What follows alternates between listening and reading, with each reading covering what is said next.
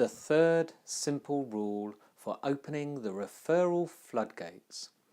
So continuing our little series of how to get referrals, how to convince people to become preachers and preach your business and do your marketing for you. One of the holy grails of business. So we started off with make yourself referable. Obvious, yeah? You can go back and listen to the podcast. Go to marketingforowners.com/podcast and look up the previous ones. Are all listed on the website there. The second one is convince yourself and your staff that you are referable. If you don't believe that you're brilliant, if you don't believe you've got something good to offer, then you're not going to be able to refer yourself or to get people to refer you very effectively. So what's the third one? And again, this is very, very simple. Number 3, you don't ask, you don't get. Yes, you have to ask people to refer you. Now, again, this is going to involve a bit of mindset changing. I can guarantee if I stood on stage in front of any crowd of business people and asked people to throw out or to suggest what are the most popular ways of getting business, and when I get to the hands up referrals, most of the audience will put up their hands because everyone assumes that they're getting referrals. The main reason you assume that is because most people have no idea of how to track where their customers are coming from, and so they just assume that they're getting them via word of mouth if they're not advertising and so on.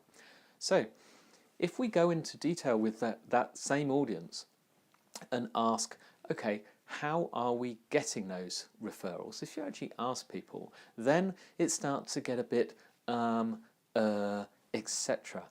And that's where people show that they're assuming they get referrals. It's the way of the world. But what we're missing out on is just simply asking your customers to refer you. And there's many ways of doing this. But again, I mentioned the mindset. You need to understand that when you're asking, when someone is referring your business, you are helping them look good. You're helping them. You're making them look good. Let me give you a better example. You're sitting around a dinner table. There's a whole bunch of you.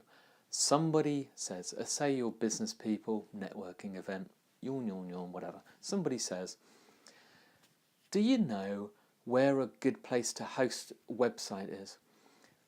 A handful of people with websites will say, oh, I can recommend so on. And I can recommend Rackspace, I can recommend Host Monster, all this kind of thing. And why do we do that? Because we want to look like we know what we're talking about. We want to look good. We want to look like experts. So we want to give value to people. We want to make ourselves look smart. Now, if somebody, say for instance, you are a baker and you're wonderful, around that table, someone says, oh, I'm sick and tired of buying my bread at the supermarket. Where would you get it? Anyone got any other suggestions? You would say, I know a great baker, you should go to etc, etc. Now you've had a good experience, you know they're going to get a good experience, but you also want to make yourself look clever. That's fine. This is the way it goes. So once you can get that mindset that when people recommend your business, they are making themselves look good. They're not helping you. In their mind, they're helping themselves. That's the first step. Now, as far as asking them, once you've provided a service, are you scared to talk to your customers and ask them how good they thought it was? Imagine if you're a painter and decorator. You've just painted somebody's, the outside of their house, you've done all their outside work. You've got to go and get the money. When you hand the invoice, How about having a little questionnaire and say, can I have a minute of your time? I'd just like to know what you thought of the service.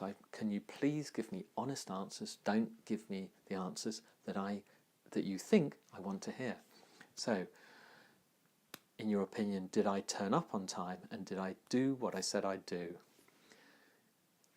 In your opinion, did I do a quality job? Do you feel you got good value for money? Would you recommend me to somebody else, to a friend or to a colleague? I can guarantee that they will say yes, they will recommend you to a friend or a colleague. But this is the tricky one, can I ask you for a couple of names of people you'd like to recommend me to? I will contact them gently and they will get an offer.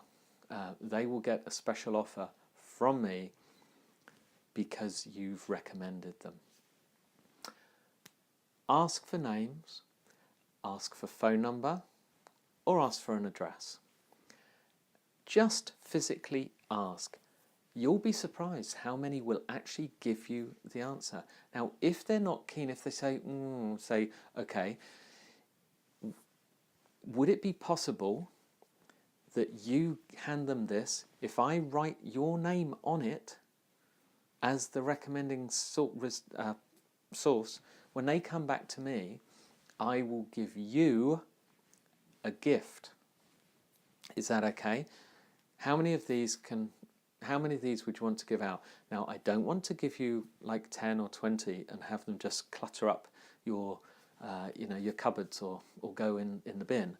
Have you got a couple of people in mind? Let me give you 2. Don't give them too many. Don't put pressure on. Just make it easy. Imagine if every customer handed out a couple. Okay? Then, when you've gone out, drop something through their next door neighbours and the next door neighbour of that and say, we have just completed painting number 23, whatever the house is.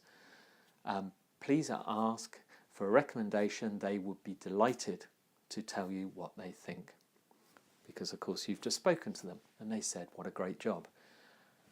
Put that in. That extra bit is written on. Put that through their letterbox. Over time, you will find this will get you more referrals. You can think of many, many other ways of doing this. So just work on asking people to refer you. It works. It's genius and it's so simple. Thursday, podcast time, drive time podcast.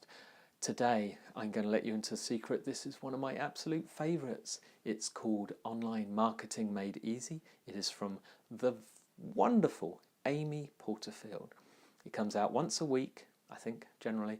It is one of the best quality marketing podcasts I know because of the information it's given. She quite often interviews other people and gets a lesson from someone else. You will learn something. You can go to her website at amyporterfield.com because all her posts are made up of her marketing podcast episodes. You will not be disappointed.